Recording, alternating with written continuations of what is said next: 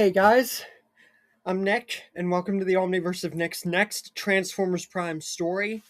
What if Tailgate returned instead of Shockwave? Before we get started, be sure to smash the like button and subscribe to the omniverse of Nick, and check out the About tab and homepage so you don't miss anything that the omniverse has to offer, including for the future. With all that said, let's begin. So if you guys recall, at the end of 2024, I made a small video, what if Tailgate survived? Now, when I touched upon that, and because of how understandably and just completely weak Tailgate is, I made it so that he would only survive until Shockwave, and he would sacrifice himself, giving Cliffjumper and RC even more of an advantage and a much different outing for Tailgate's character.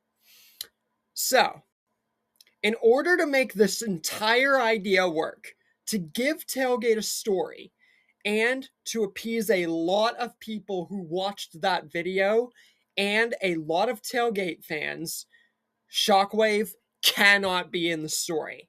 You literally have to take him out, which the entire idea is revolved around that. So Tailgate is officially replacing Shockwave entirely. And that's the only simple way that we are going to be able to put Tailgate in a story any way, shape, or form for Transformers Prime. So, with all that said, remember to watch the Tailgate Survive one-parter before this story, because it will tie into how I make it all make sense. With all that said, let's get started. So we open with Shockwave fighting the three Autobots in the space bridge. But it's not just RC that fires at Shockwave's eye. RC, Tailgate, and Cliffjumper all fire at Shockwave's eye. Not only severely damaging his eye, but actually severing almost his entire face. So if you think about it, they're technically killing him here.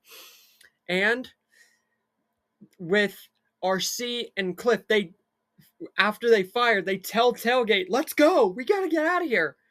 But then the space bridge blows up, and Tailgate is cast to the other side as it closes for RC and Cliffjumper. And RC and Cliff, they don't see Tailgate, and now they're on Earth, going for Optimus Prime. On Cybertron, Shockwave is officially killed. Out of the rubble, a giant hand sprouts out. It's Tailgate. He's still alive. But an entire half of his face is scarred, charred, and completely damaged. So much so that one of his eyes is almost completely offline. On his right arm, it's torn and it's close to being completely severed. He has scars across all the rest of his body, and his left arm, half of it, including his hand, is completely ripped off. So this space bridge explosion wasn't like Shockwave. It actually severely damaged Tailgate. Because as I said, he is one of the weakest Autobots that you could probably ever see. This is what has to happen to him. So as soon as he is able to get himself out of the rubble, and it takes a lot of strength, and he's lucky to not be dead right now because he really feels like he's close. He finally manages to find himself a rundown, seemingly abandoned laboratory. Little does he know, this was one of Shockwave's hidden, top secret laboratories, and his main one for creating Predaking. So, Tailgate, knowing about all this, assumes that this has to belong to Shockwave or one of the Decepticons. So, before he can even think about trying to go to the coordinates and find Optimus Prime, any refugees, RC, Cliffjumper, his partner, RC especially, he has to repair himself and get himself back in working order. So he gets straight to work. Soon enough, on his right arm, he completely reconstructs it into a much more powerful cybernetic Cybertronian war arm that is 10 times stronger, more durable, and faster than his original.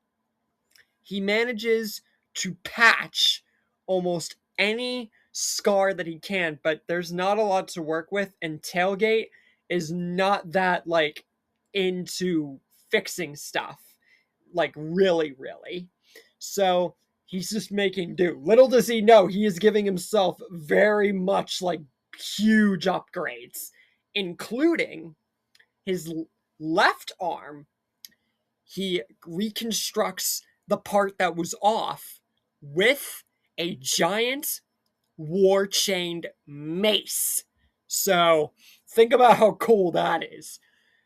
Essentially, Tailgate, without knowing it, is making himself look like a wrecker, literally. And now he knows that whatever little patches that he has left, he's more or less so ready. But this does take time. This isn't done instantly. This does take a great amount of time. And Tailgate knows he is ready. He says, RC, Cliff, Optimus, everyone, I'll be there soon. And without even thinking, he uses his mace arm to completely destroy the pod that a very, very, very, very, very, very earlier developed Predaking is kept in. So any single solitary chance that any Predacon is going to be in the story is dead with Shockwave. So no Shockwave, no Predacons. And soon enough, Tailgate starts to reconstruct the lab that he's in. So that way, however long he thinks he is going to be here, he knows that he can come back here for upgrades and actually have a working laboratory instead of a rundown pile of scrap. And soon enough, he picks up a signal on the computer and detects some life at the far end of where he is located. Kaon detects a Cybertronian signature and then a very much so smaller signature. It's not Cybertronian, but there's a tool on him that is completely Cybertronian. He pulls it up. It's RC and a human, Jack, with the key to Vector Sigma. And he transforms into his vehicle mode, saying, RC, I'm on my way. What will happen in the story now that Tailgate has actually been given way more of a chance? And how will his entrance into Team Prime figure since he is returning earlier than Shockwave ever did? And the story dynamic is about to be turned a whole new direction. Find